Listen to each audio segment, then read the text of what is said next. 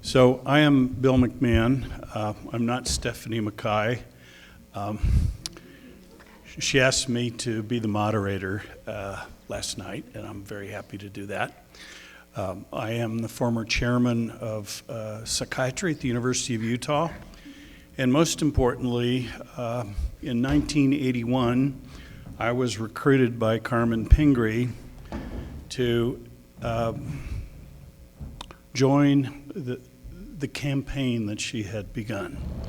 And I had some experience with autism and developmental disabilities as a result of my training as a resident in child and adolescent psychiatry.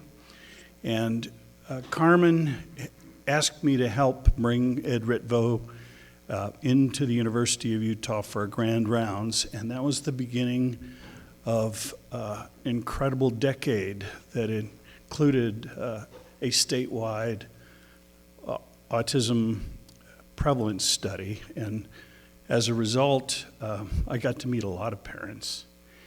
And I was inspired.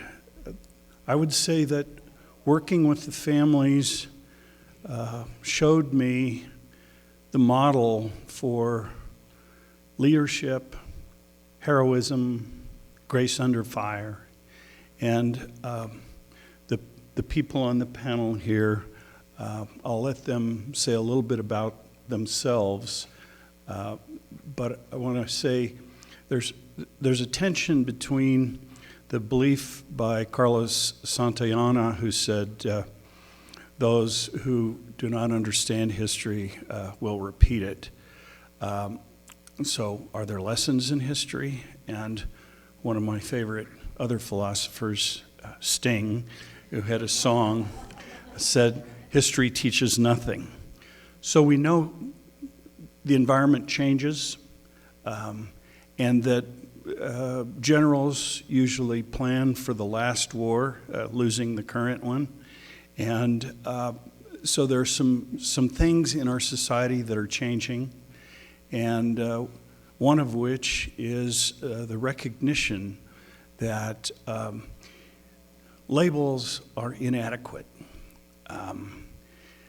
They may be helpful for administrative, funding, other purposes, and we all know about big data. We'll hear more about that, but if you have enough numbers, perhaps you can find wisdom.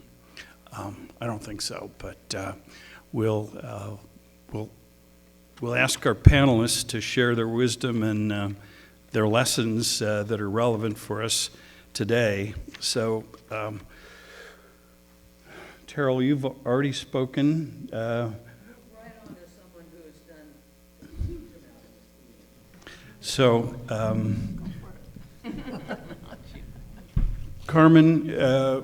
Carmen is just a force of nature, and you may be associated, or you may have encountered the Carmen B. Center for Autism up on Guardsman Way at the university. It's a marvelous institution, and Carmen is not only the brand name, Carmen is the force. So, Carmen, please.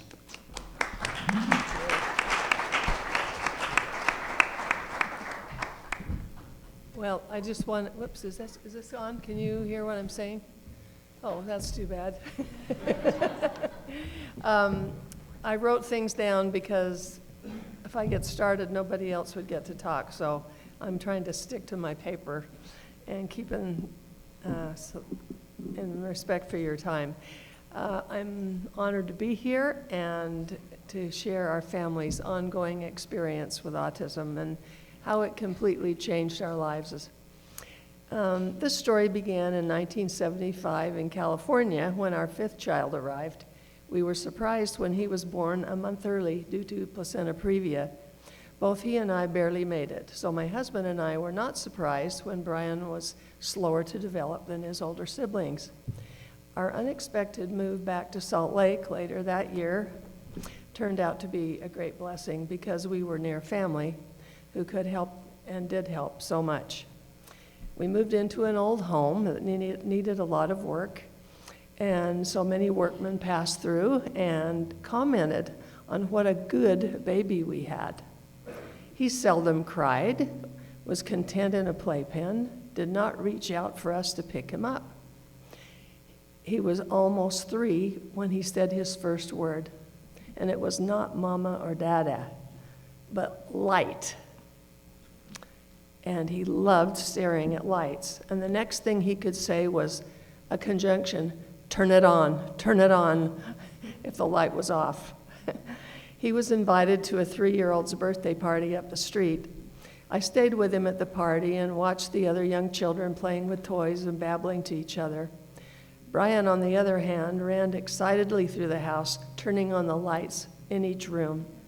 He had absolutely no interest in the other children. He and I left the party and walked home with tears coming down my cheeks. Now, I am not the teary type, but I had come to the realization that we were dealing with much more than a traumatic birth.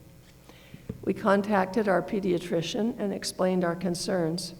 That wonderful man came to our home on a Sunday afternoon. He sat on the floor with Brian and tried to engage him. The toys he brought with him delighted our other children. But Brian completely ignored both the toys and the doctor. So after an hour, the pediatrician said he wasn't sure what the problem was and will always be grateful to him for saying that, since many pediatricians at the time were saying to parents, "Don't worry, he'll grow out of it." Our physician, on the other hand, said he wasn't sure what was wrong and suggested our next visit might be to a psychologist. Unfortunately, the psychologist was trained in the philosophy of Dr. Bruno Bettelheim, who believed that autism was caused by cold refrigerator mothers. Hence, I was the problem. When I asked for a specific diagnosis, I didn't get the word autism. I just asked for a specific diagnosis and was told that we don't label little children, and that our son was a very unhappy little boy. Well, that was not a lot of fun. And so we were given many books to read, but nothing fit. Brian was not progressing at all in that program. We sought out a neurologist at Primary Children's Hospital who measured our son's head in a dozen places and took blood samples. He wrote a long report to the referring physician stating that our son was mildly retarded, to which that program said, "Oh, aren't you happy? It's not your fault. He's retarded." "Oh, yes, I'm really happy." It was very strange. Although he didn't want to put it on paper, he suggested that we investigate autism. I luckily found an up-to-date book on autism, and Brian was described on every page. It was pretty sobering to read that it would be a lifelong challenge, but we were grateful to know what it was so that we could get to work on it. There was no mention of autism in the special education classes I was taking, but to our amazement, a small article appeared in the newspaper a few days later, advertising a lecture on autism to be given at the University of Utah by someone who was coming from UCLA. There was a small group of people gathered in the auditorium the day of the lecture, and there we met Bobby and Reed Saunders, who were parents of a grade school son with autism, and they introduced us to Dr. Bill Jensen. He ran a small county preschool program operating out of the basement of an old building on C Street in South Temple. The classroom was right next to the boiler room, but they had a few children with autism that were included in this small program, and it was obvious that they knew what they were doing. As you can imagine, John and I were desperate, my husband and I were desperate to get our son into that program. When Dr. Jensen told us about the waiting list, we suddenly realized our son would be college age before he could get to the top of that list. So we asked Dr. Jensen what it would take to expand his program, and he said, more money and more space. So we returned the following day when Dr. Jensen could tell us exactly how much money and how much space it would take. Then we set to work. John had his own challenges at work, so we would talk and plan at night when the kids were in bed, and then I started on the quest for a new building. We heard about the forthcoming closure of Douglas School, so I tracked down the information and found that the Salt Lake School Board would soon be deciding what to do with the vacant building. So we invited the board members to a little dinner down in the basement where the preschool program was located. We set the tables by the boiler room and told them how many children were waiting to be served there. Photos of the children on the waiting list were used as centerpieces.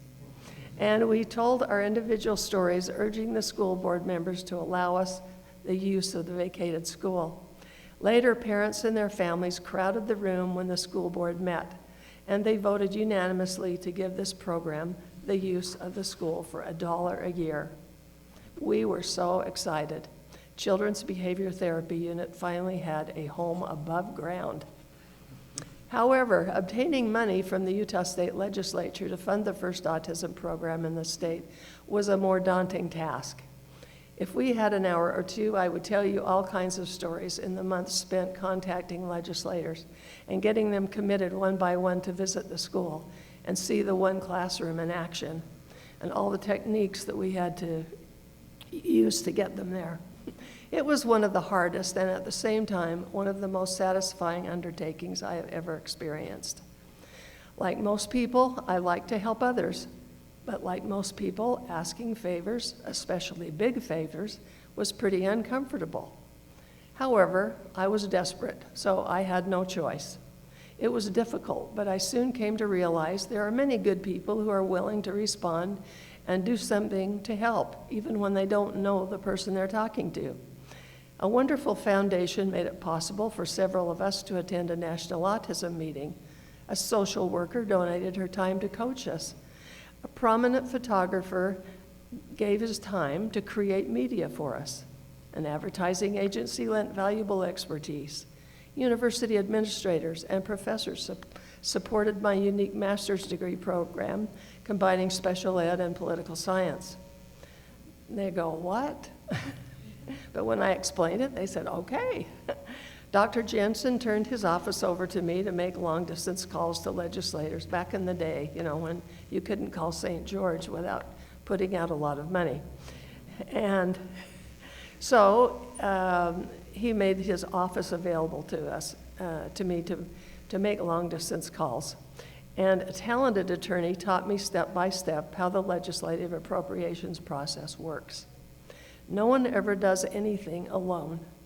And I owe so much to so many wonderful people in this community who listened and were willing to help. I could make a list several yards long of amazing people who listened to a desperate mom and lent their expertise willingly and with kindness. Well, Whaley's on to way, as Robert Frost said, and thanks to other parents and more very generous citizens, that first group of 18 preschoolers has grown 40 years later into a much larger program for toddlers through 20-year-olds, now located in a beautiful building next to the University of Utah campus, as Dr. McMahon has said. That wonderful facility came about through the vision and generosity of the Spafford family and their friends. The contractor was the parent of one of the children, and his group constructed that building, charging only for materials and labor. A lot of water has gone under the bridge in 40 years. I wish there were time to review it, but I don't think you have a few days to spend. But we did hold the National Autism Conference in Salt Lake City in 1983, and thanks to the support from the State Office of Special Ed and other agencies. More programs for children with autism were created by the legislature, and in more recent years by higher ed, by charter schools and private organizations. When Brian was young, I could never say if he was doing something like I'm in a line at the bank and doing something unusual, I could never say, I'm sorry for his behavior, he has autism. I just had to say, he has a neurological condition, because if I said autism, I would be there for the next 45 minutes telling them what autism was. and people would keep asking questions, and so it was impossible.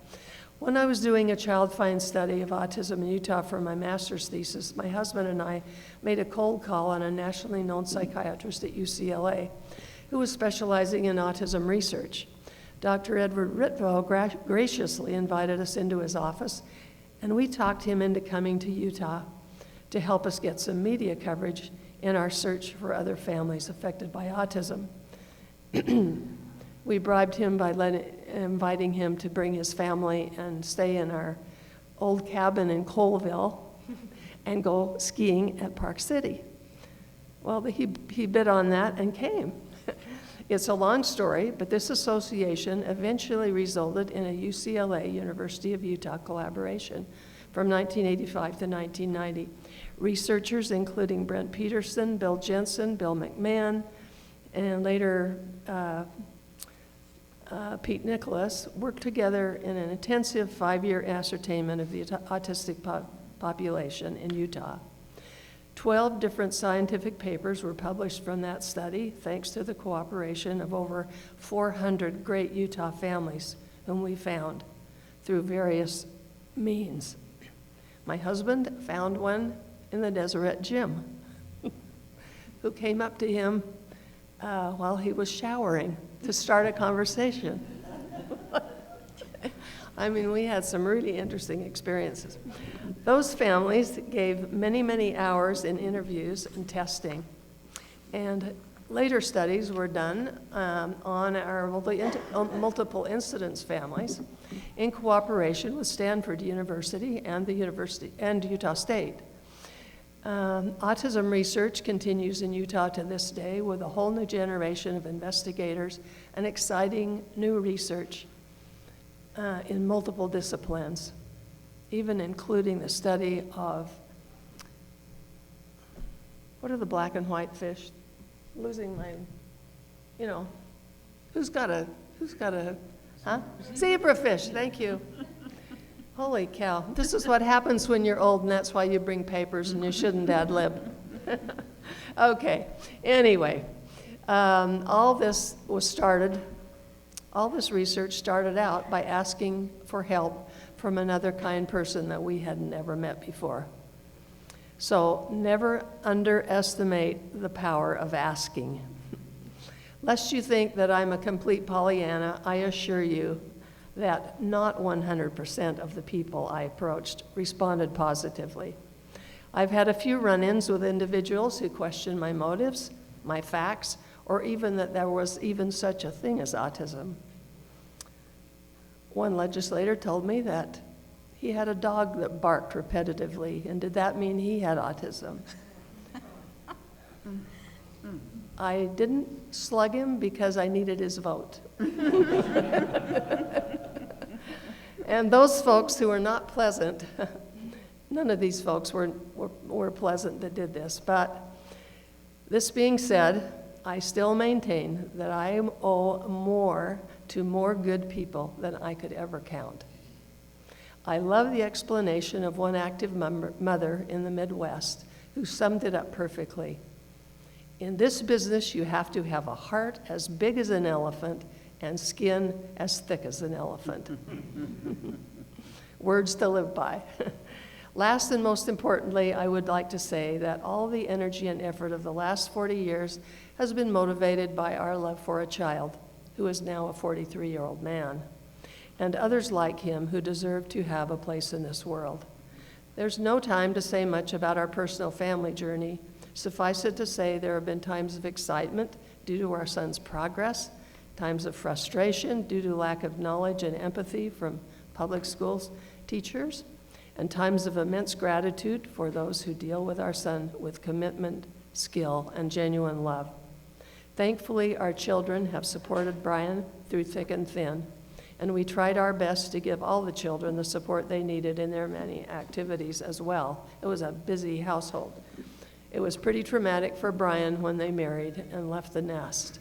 However, they chose wonderful spouses whom they were confident would love Brian and welcome him into their homes. So we have terrific daughters-in-law and son-in-law. Our earliest concerns were replaced with the joy of watching him respond so well to ABA therapy, even before it was called that.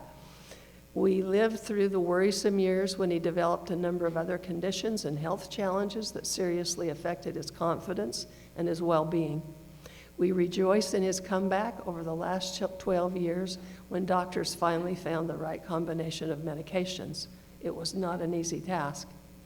Though Brian will always have autism throughout his life, he has settled into his role as a cherished member of the family and uncle to our 20 grandchildren who enjoy him a lot. As we age, we are grateful for the assurance that he has many family advocates who will carry on, who know all his jargon and laugh at all of his jokes. While we have all been teaching Brian, we realize that he has been teaching so much to all of us. What else have we learned? Work hard, be grateful, laugh a lot, and never give up.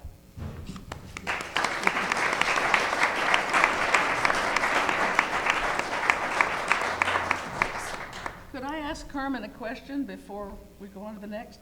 I want to know what Brian's life is like now. How is he? What does he do during the day? Well, That's the last thing I'll take over, Okay. I promise. okay. I doubt it. Well, Brian has a unique set of circumstances. He's been kicked out of a lot of, or not allowed in some programs because his IQ is too high. He didn't meet the below 70 requisite.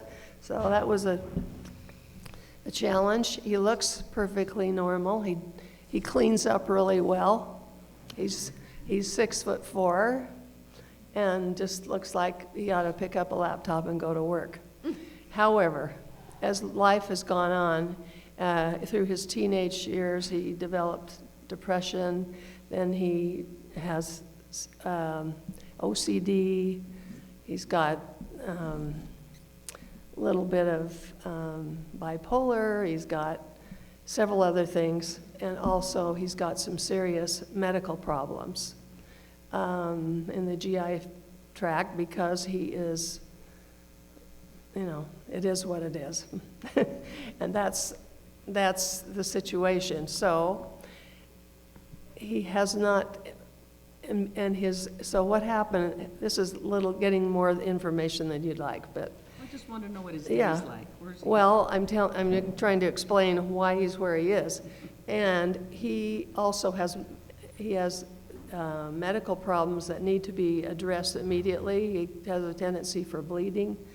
And so we've tried every setting that you can imagine that was available in the community, and nothing. And when all these things hit, we couldn't find the right meds. He ended up going through everything that there was, and we had psychiatrists, psychologists, other people that ran programs, all conferencing together all the time. We could never find a good place. And he went through, started out in typical school. He went through all of these other programs and challenges and living situations, both at home and out of the home. He left the home. He just left physically, literally, when his siblings got married. And we didn't even know where he was. And we couldn't get any programs. We couldn't get anyone to give him services. And finally, we got a psychiatrist to come over to our home at night and lasso him when he would come in about 11 when we were in bed and the lights were out. Then he thought it was safe to come back in the house at night. And so he met him out there on the porch a few nights. And if you can imagine, and anyway, got him in, and so he went through many uni visits and so forth.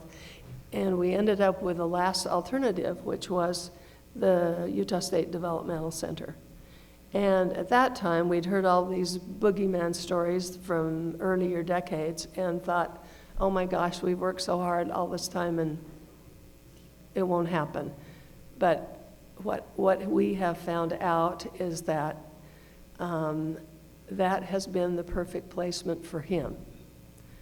And he has earned he was very difficult to deal with when he got there, but a psychiatrist who did the meds there tried an old drug that hadn't been used much, and that turned out to be the silver bullet that brought back the Brian that we had known in grade school. And so that was an incredible thing.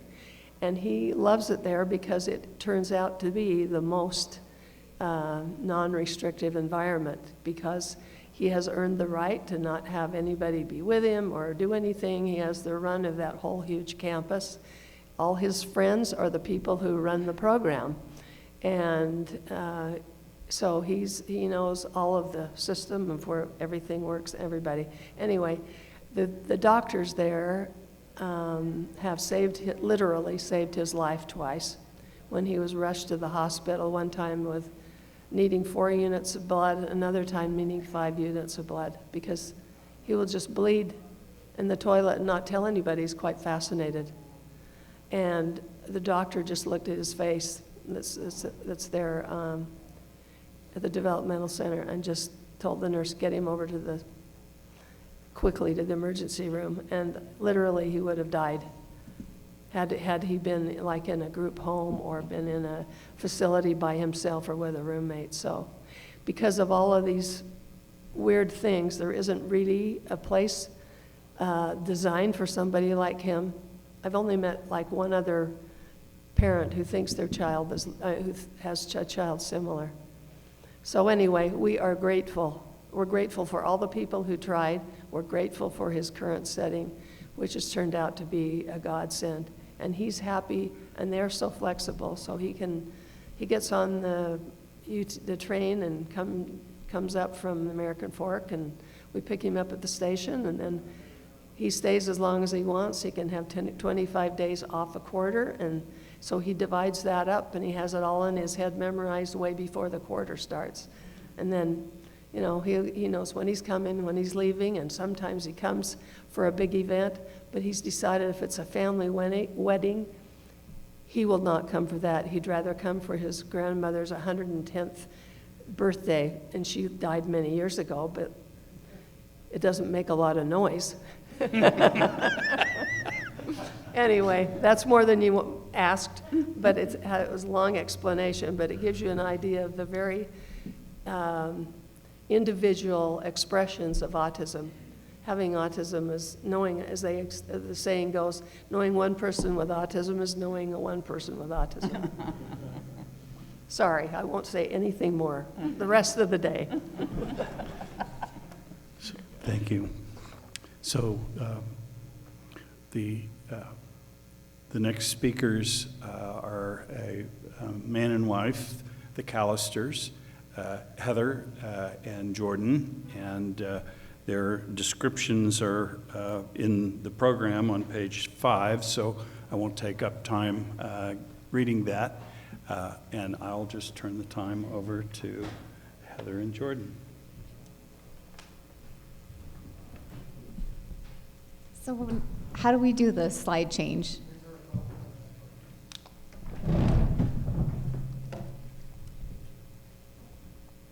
Is it the screen line? Oh my goodness, there it is. Look at that. All right. Probably the machine. Probably the machine. Okay. All right. So my name is Heather Callister. I'm a licensed marriage and family therapist, and this is my husband, Jordan, and he's a tax manager over at CBiz. And he was originally asked to give this presentation, and then he asked, well, can I bring my wife? Because my wife is the one that does all the phone calling and negotiating of services, because I'm mostly home with our son. And so we're just going to give you an outline of the brief history, some of the services that we've been negotiating and connecting with other parents, and then some of the highs and lows that we've experienced with our son. Down there. Okay. Can you hear me okay in the back? Okay, great. Okay. This is Liam. This is right after he tried pumpkin baby food for the first time. So he was a pretty happy kid. He'll be 3 in June, and he has both Down syndrome and autism. We didn't find out about the autism until August. So he is currently, whoa, I'm not touching anything. Okay. He's currently on a feeding tube, and he's on oxygen while he sleeps. He has chronic sleep apnea. And he's learning to crawl. He's not crawling quite yet perfectly, but he's getting there. His cerebellum in the back of his brain did not fully develop, and that affects your balance. And so it's just taking him a lot longer to be able to do those things. He was born 3 months early, and he was weighing 1 pound, 4 ounces when he was born. I didn't even think that that was possible to survive. And he stayed at the NICU up at Primaries for 3 months. It was, it was almost 2 weeks before I could hold him for the first time. And I have to admit, I was terrified and excited at the same time because he was the size of a Costco hot dog. And I just thought, oh my gosh, what do I do? But it was quite the experience. I was 39 when I got pregnant with Liam, and they really encouraged us to do the DNA testing. And I'm like, well, what are the odds? Like, what are the odds of us having a kid with Down syndrome? And they said, well, you're age 39. I said, yeah. And they said 1%. And I was like, we don't need to do the DNA testing. That's fine. And we were going to keep him anyway. And then they said, well, if you do the DNA testing, you get to find out if it's a boy or a girl sooner. And I said, all right, if the insurance is going to pay for it, why not? And so I did not the smartest thing, but when they called me, I was at work, and I was right in between seeing clients. And they said, oh, we have the results. And I was thinking, great, they're just going to tell me if it's a boy or a girl. And she's like, you might want to sit down for just a moment. And I said, okay, what's going on? And they said, well, your child has a 93% chance of being Down syndrome. And then she said, blah, blah, blah, blah, blah, after that. And I don't remember a word she said. And I was just in shock. And then she said, well, do you want to know if it's a boy or a girl? And I said, sure. And so she let us know that it was a boy. And I had a client waiting out in the waiting room, and she came in, and I do this technique called EMDR. I don't know if you're familiar with eye movement desensitization reprocessing. So a lot of times they have their eyes closed, thank goodness, because I was holding back the tears as I was trying to do this session with her, trying to just keep it cool and act collected. And that was a joke. I'd have to say that Jordan was a rock star because we were supposed to have lunch together, and I had just found out the news, and before we knew if it was going to be a boy or a girl, he was like, I hope we have a boy because it'd be so nice to pass on the family name. And then I thought, oh gosh, what do I say? And so when I told him, he said, why not us? When I've seen other kids with Down syndrome, they're the most loving children, and he'll be loved and wanted. I can't tell you how much relief I got after he said those words.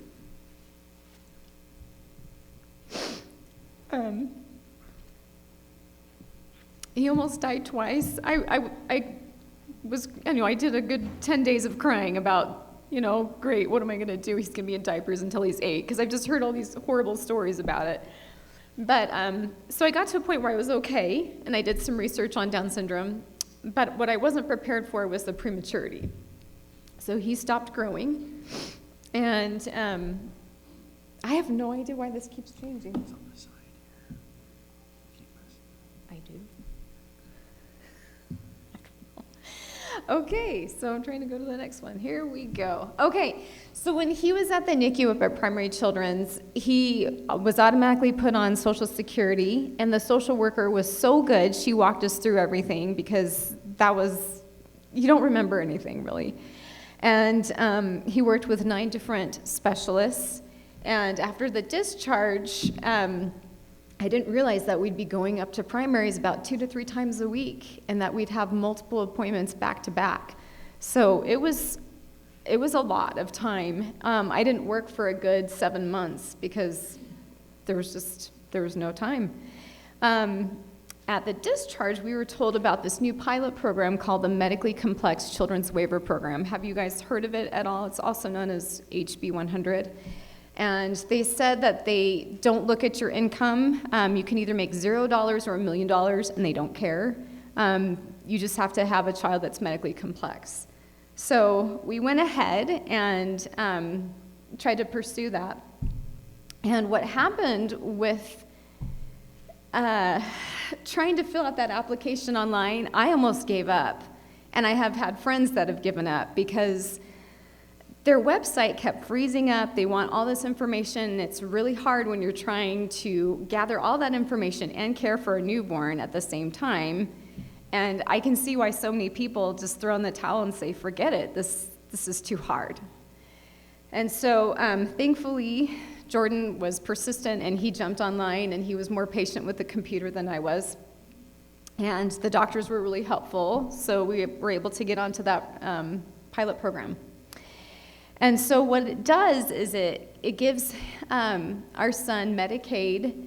And so we have primary insurance, Medicaid access, his secondary insurance, and then it also covers 13 hours of respite care where we can have a nurse come to the house. And we use that for our date nights because it's impossible to try and find someone to watch him. Anytime I say, oh, he's on a feeding tube and on oxygen, people are like, oh, never mind, I don't feel adequate to do it. And it's intimidating for people. It also pays for DDI Vantage, their early intervention that comes to our home.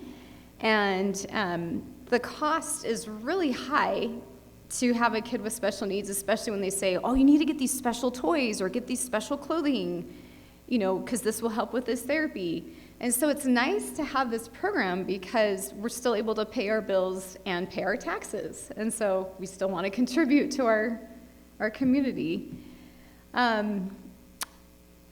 So some of the specialists that Liam has is he has a speech therapist, physical therapist, occupational therapist, cognitive developmentalist, and a sign language specialist. He has slight hearing loss. And then as I mentioned before, in August is when we found out he also has autism. And it was interesting because we were trying to figure out, where do we belong? Because I'm on several groups on Facebook. One has to do with, okay, this is what happens when children are premature. These are some things to look for.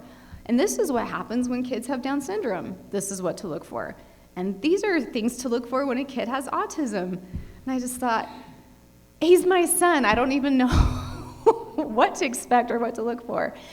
But it's been helpful, and we just get nuggets from every little section where we go. We're in the process right now of getting ABA services, which is intensive therapy, anywhere from 15 to 30 hours a week, and they will come to the house. And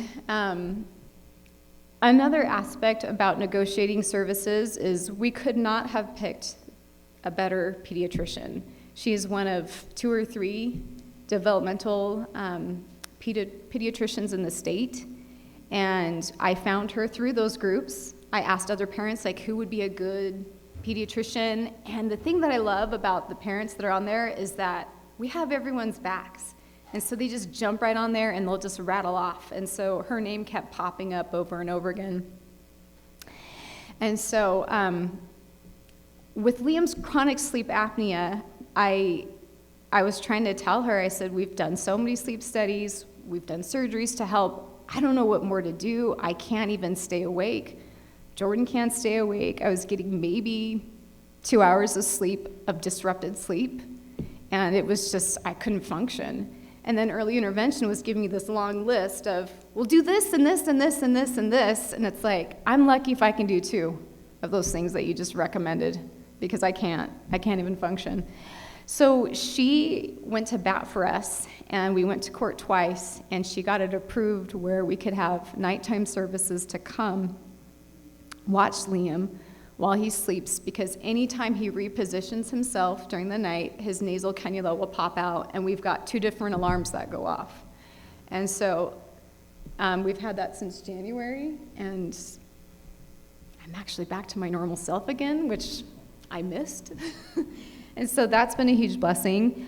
I think the other part about negotiating services that's really important is we sent thank you cards. We sent thank you cards to Medicaid. We sent thank you cards to the doctors and the staff, because I think people need to know what's working. And yes, we can come and act as if we're super entitled and say, we deserve this and we deserve that. But when you go and say thank you, it goes a long way. It's huge. It means a lot. Right now, the HB 100 program, they're trying to check to see if they'll have it approved.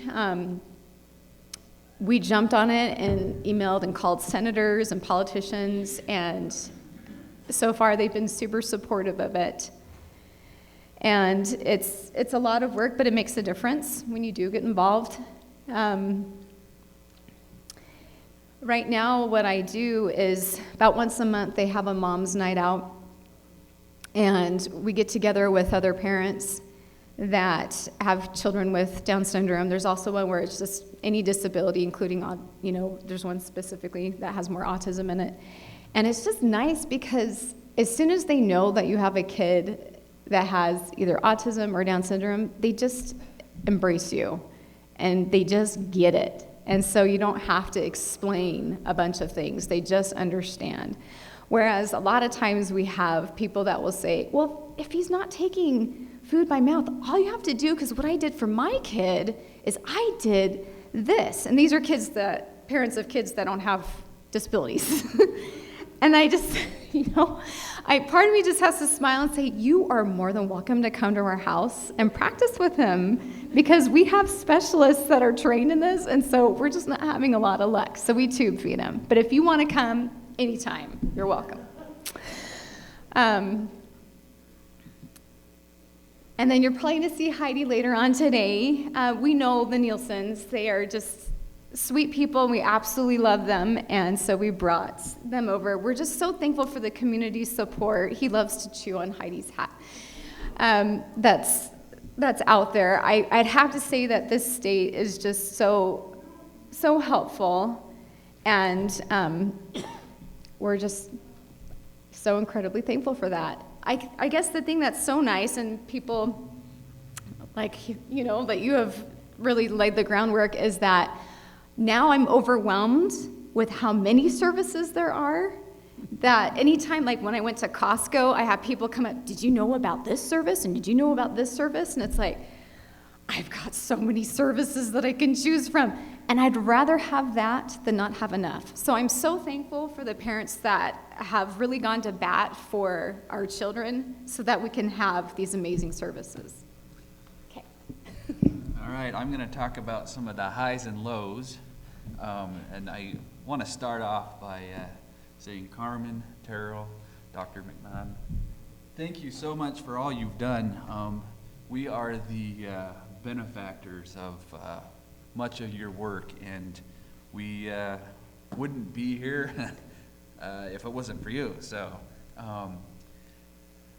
I would say the lowest low that we've experienced is sleep deprivation. I mean, any of you who have a child with autism knows they don't sleep. Regardless of whether he's on oxygen or not, they just don't sleep. And so there was a lot of going on there. I mean, it got so bad that Heather was talking with our pediatrician, and she's just like, Heather, this is not normal. Yeah, because everyone kept saying, oh yeah, that's part of parenthood, you just don't sleep. And I just had to think, oh, okay. So, and since we're on that, I think the high is actually, if you are in this, or if you know of anybody with a child of disability, particularly with autism, having a pediatrician that will go to bat for you makes a world of difference. So get them involved in any of the communities, like Heather said. That has been a huge blessing in our life. and we have chronic medical issues here. During this time of year when RSV is rampant, we just don't get out. And so being exposed, or having Liam exposed to different places really is not a good thing for us. So that chronic medical issue does play a huge impact to us. Having people come up and ask, how is Liam? How is he doing? You don't know how to answer, because it's either ready to drink from the fire hose or he's fine. And let them kind of gauge what they want to hear, because I just tell it as it is, and people may not enjoy that. So this has been something I've had to work in quite a bit. So we've been pretty fortunate with RSV that Liam hasn't had that, but he did have the cousin there to the rhinovirus, and that whenever he gets sick, we are in the hospital. And he, what, 7 days in the hospital when that happened? That was after his surgery. But, okay. He was in the PICU for a week after he had his tonsils and adenoids removed, and it's supposed to be a same-day surgery. So every time they say, well, the chance of this happening is really low, we're always in that category. Yeah. Speaking of... Stats mean nothing to us anymore. Yeah. Labels really are inadequate. Yeah. Yeah. When anybody tells us percentages or whatnot, we just roll our eyes and say, whatever, that doesn't mean anything to us. So thanks for trying. Family trips. Anybody that has special needs knows getting the family going out on a vacation makes it not feel so much like a vacation. So we have a RAV4, and it's just the three of us. The car is filled up with just Liam's stuff. We had to get like a compartment to put on top of our car in order to move it around. And then we're always looking for places that are near a children's hospital. If it's not near a children's hospital, if it's not in driving distance, we're like, not gonna happen. So staycation, go up to Heber or something and go enjoy nearby places to get away to. So, dealing with anyway. Just wanted to see if there's anything else here. Liam gives the best hugs. Great high. Anybody who comes by and he starts lifting your arms up to you, pick him up, give him a nice hug. He loves it. Can we play that? Yeah, how do you hit the play button? Just shows. Are you daring to wiggle into Mommy's heart? Huh? You're already inside Mama's heart. You're already in there, bud. Yeah. And Yoga Liam, so much fun. He is such a bundle of joy. Never looking at the camera. But I think we've pretty much covered what we wanted to, so I don't know if there's any questions that we can field or... Any questions for the Callisters or Carmen? Yes? Yeah, Mr. Callisters, you indicate that HB 100 appears to be continuing. Do you have a strong sense one way or the other? Is there anything that you feel the public can do to further that cause? Yeah, I'm on the Facebook group for HB 100, so I'm trying to get the updates on that. But it has to go through several rounds. So they've done the first round, so I think there's 2 more. So it helps when people do emails and phone calls. It goes a long way. So yeah, if anyone can do phone calls and call your representatives, senators, if by your zip code, you'll know who it is. I called all of them, even though they weren't in my area. Good strategy. But they all were in favor for it, so that was good. Any Thank other you. questions? So I want to acknowledge how Stephanie Mackay has put together this program, and she was scheduled to be the moderator here because she knows more about the whole program than any of us. But I also want to thank Terrell, Carmen, and the Callisters here for just a wonderful sharing of information. Thank you.